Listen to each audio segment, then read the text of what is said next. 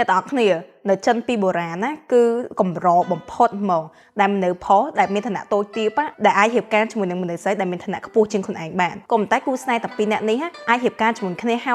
យហួរនៅមួយគ្នាបានយូរទៀតនៅក្នុងរាជការហានណាគឺមានបរិសម្នាក់ឈ្មោះថាស៊ីម៉ាសៀងរូគាត់គឺជាបរិសដែលមានឋានៈក្រម្នាក់ក្រមែនក៏ប៉ុន្តែរៀងក៏ស្អាតបកាយតែងកំណាបហើយជាពិសេសបកាយលេងប៉ិនទៀតហើយគេឈ្មោះរបស់គាត់គឺល្បីមែនតើល្បីរហូតទៅដល់ទីក្រុងលៀងសុងអ្នកមាននៅក្នុងទីក្រុងហ្នឹងក៏បានចេញគាត់នៅក្នុងឱកាសកម្មវិធីចូលឆ្នាំហ្នឹងទៅហើយគាត់ក៏បានលេងប៉ិនរបស់គាត់ហ្នឹងនៅលើឆាកនៅកណ្ដាលទីក្រុងហើយនៅពេលហ្នឹងមានអ្នកម្នាក់ឈ្មោះថាchâuវងជុនកូនស្រីអ្នកមាននៅទីក្រុងលីងឆុងហ្នឹងហ្មងគាត់ក៏បានស្ដាប់ឮការលេងប៉ិនរបស់ស៊ីម៉ាហ្នឹងហើយក៏បានលងស្រឡាញ់ជាមួយនឹងស៊ីម៉ាហ្នឹងឯងហើយអ្នកម្នាក់châuហ្នឹងគឺគាត់បានរៀបការម្ដងហើយក៏តែប្តីគាត់ស្លាប់ហើយគាត់ក៏បានមករស់នៅផ្ទះរបស់ប៉ាម៉ាក់គាត់វិញទៅគាត់គឺជាមនុស្សស្រីដែលឆ្លាតហើយហ៊ានប្រកែកមែនតើចឹងហើយនៅពេលដែលស៊ីម៉ាលេងប៉ិនចប់អ្នកម្នាក់châuក៏បានចូលទៅនិយាយសារសងជាមួយនឹងស៊ីម៉ាហ្នឹងទៅពួកគាត់ពីរនាក់ក៏លងស្រឡាញ់គ្នាហើយក៏រៀបចំគម្រោងការរៀបការជាមួយនឹងគ្នាពេលហ្នឹងអ្នកម្នាក់châuក៏គាត់បានរៀបចំវត្ថុគ្រឿងអលង្ការដែលមានតម្លៃរបស់គាត់ហ្នឹងហើយរត់ចេញពីផ្ទះទៅរស់នៅជាមួយនឹងស៊ីម៉ាគ្រួសាររបស់អ្នកម្នាក់châuគឺអត់គាំទ្រការរៀបការមួយហ្នឹងឯងក៏ប៉ុន្តែគាត់ទាំងពីរនាក់ក៏អត់ផងបែកគ្នាដែរ